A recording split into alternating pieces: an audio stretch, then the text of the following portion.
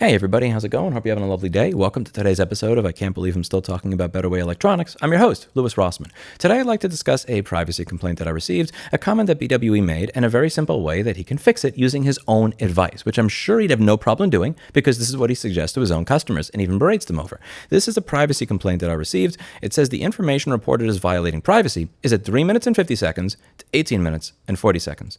Now, if we go to the video I did on BwE 2 days ago, and you look at 3 minutes and 50 seconds, these are the conversations he is having back and forth with his customers. In my opinion, this has no expectation of privacy because this is a public business phone number he posts on his website, and the customers that are speaking to him have provided me with full consent to release the contents of these conversations. This is not a privacy complaint, but if he filed a privacy complaint simply from 3 minutes in the video all the way up until around 8 minutes in the video where I stopped discussing the conversations that he's had with his customers via customer service, I'd understand it. The reason that this is strange to me is he says the information reported violating privacy goes all the way to 18 minutes and 40 seconds in the video. And at 18 minutes and 40 seconds in the video, that's where I'm discussing the Brisbane court jailing somebody for 12 years over internet you know what. Let's read the message that he had sent so we can put this in better context. BwE, given that their goal was defamation, harming my reputation in business, I'm not going to contribute to the matter any longer. They've succeeded. Whether they've said is true or not, and whether I can prove it, has no meaning any longer. The information provided by these people does not reflect me or my business.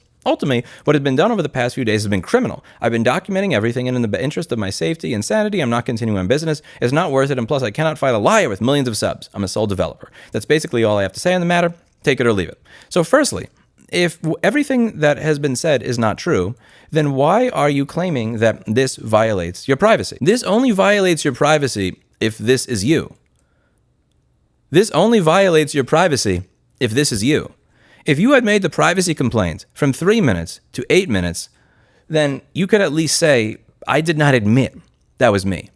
Why are you filing a privacy complaint on the entire thing when you have the ability to submit very specific timestamps? Because the first time you filed a privacy complaint on me, it was only for 20 or 30 seconds out of a 20-minute video. You have the ability to do that, so I know you know how to use the feature. Secondly, he said that there is no way he can fight a liar with millions of subs. There's a very simple way to disprove all of this. I'm not going to make my own suggestions. I'm actually going to put on screen one of your suggestions that you have for your own customers, because if it's good enough for your customers, I'm sure that it's a standard that we can hold you to, right? This is a message from one of his customers. He's having a compatibility error when trying to use some elements of his console to prepare software. So BwE says that he should show him his photo ID. The customer sends a copy of the receipt, assuming that that's good enough. And BwE berates him and says, and I quote, so when you're driving and a cop pulls over, you show them this? When the customer refuses to provide his state ID, he says, so you don't exist and he doesn't exist, and assumes that he's lying. He continues to say, start by providing your ID. Provide your ID. Then he makes fun of the customer and says, too many lead fumes then. So you're berating the customer for not providing his ID. So surely you're willing to provide your ID, right? A photo ID that matches the name on your transcript for the university you claim you were going to, a name on your photo ID that matches the name that's on the bank account that all of the money for your business is going to, along with the bank statements, and the photo ID should have a photo of you that matches the photo of you that's on your YouTube channel that, you're the only tech repair business that I've ever seen on YouTube in 11 years that doesn't show your photo on camera, and instead shows a drawing of a 9 to 12-year-old girl.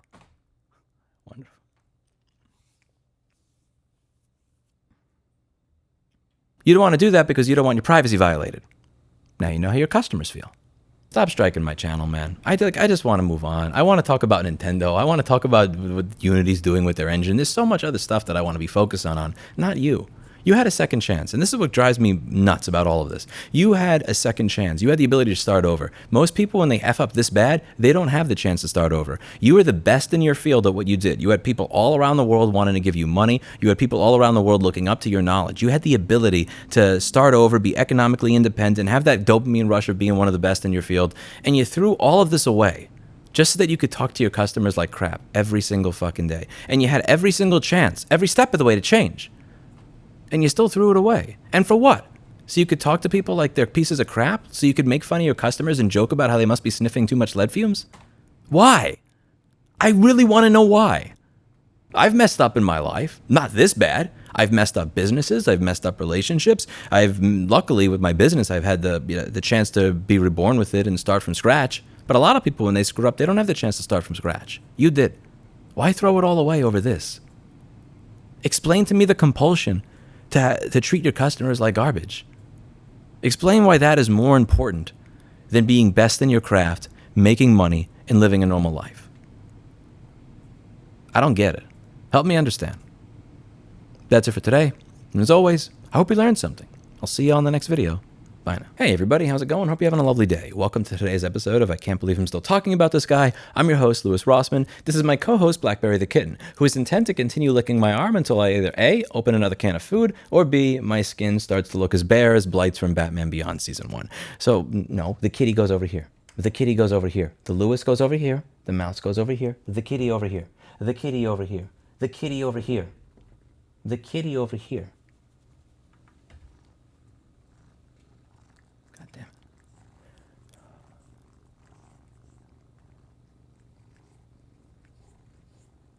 Hey everybody, how's it going? Hope you're having a lovely day. Welcome to today's episode of I Can't Believe I'm Still Talking About This. I'm your host, Louis Rossman. So I did see a response from BwE on my video, and he also did file yet another privacy complaint with YouTube. So I wanted to read what it is that he had to say, and then I wanted to show you the privacy complaint that was filed, and then I wanted to show you why this is all ridiculous and make a suggestion as to how it is this can all be cleared up by using BwE's own advice and messages that he sends to his customers. So this is what